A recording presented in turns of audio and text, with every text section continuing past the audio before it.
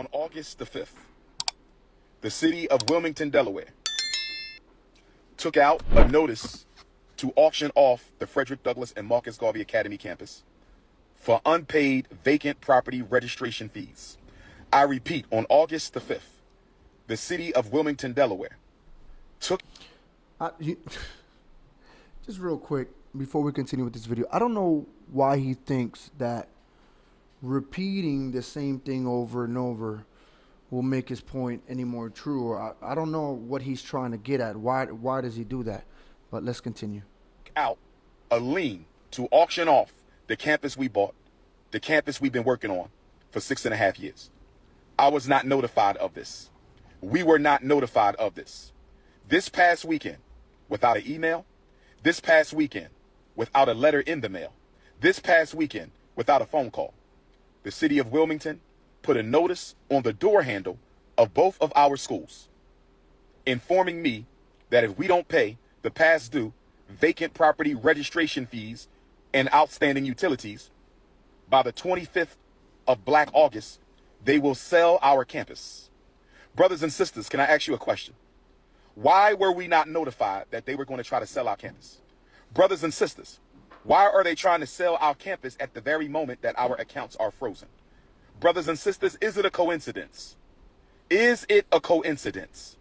Is it a coincidence that the city of Wilmington is trying to sell properties that we own and have been working on continuously behind our backs? They were going to sell our schools behind our backs. They didn't even tell us that they were going to try to sell our schools. We received no notice in the mail. We received no notice by email.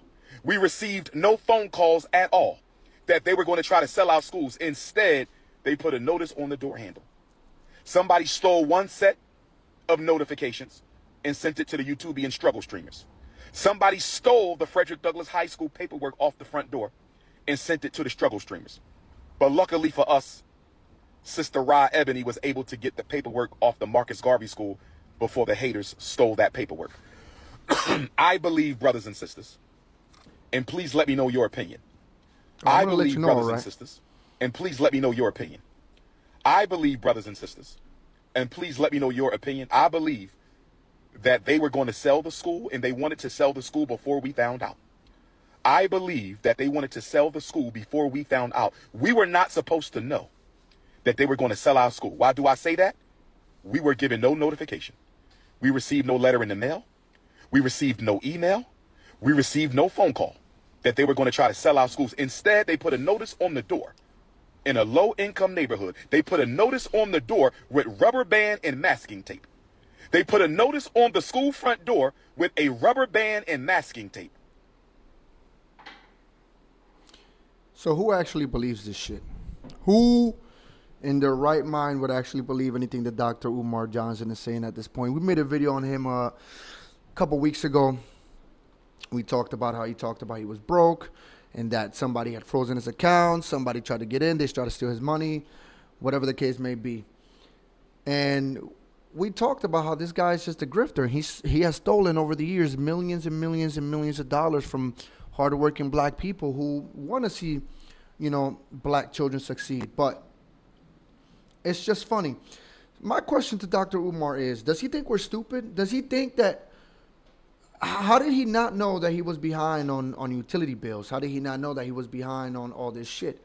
When you don't pay your bills, that's what happened. They cut your shit off. So you didn't know this whole time, so they were going to sell the school behind your back without you knowing, but you didn't know you were behind on the bills? They don't need to let you know that. What does the city of Delaware gain by selling your so-and-so school? I mean, obviously, they're going to recoup back some taxes that you probably owe or whatever it is that you owe. They're going to get it from the sale of the building. But like you said, this just seems so coincidental. Like, oh, my God, look how it happened. Just when I was broke, now they're going to sell the buildings. You're behind, man. How do you not know? How are you so incompetent to not know that you're behind on bills and then you're surprised when the city's trying to... And if they gave you no notice, If they were going to try to sell it without giving you any single notice, they wouldn't have put anything on the door. They would have just came and done it by the 25th, like he said. And this is just another grip for him to try and make more money off of people. He's trying to make it seem like it's not about me anymore. My accounts don't matter. Send me some money through PayPal. I'll handle it. My accounts don't matter. We need to save the school. But in reality, it's for him to continue to grift off of people. The money ran dry. People don't want to send him money no more because he's been at it. I made a mistake in the last video that I made, but he's been at it for 10 years, I believe. And I said 15 in the last video. I think he started this project back in 2015, and he has produced no school. It doesn't take that long to produce a school, especially when you're getting millions of dollars every year. He has shown no progress. He has shown nothing. And then he's out there calling people all kinds of names. He's calling them, I can't think of anything off the top of my head, but I've been seeing videos from him recently talking about people selling out for calling him out for his obvious grift. He's stealing. And honestly, I wouldn't be surprised if this ends up being a criminal matter and Dr. Umar ends up arrested. And then guess what he's going to do? He's going to blame the system, because to him it's never about taking accountability.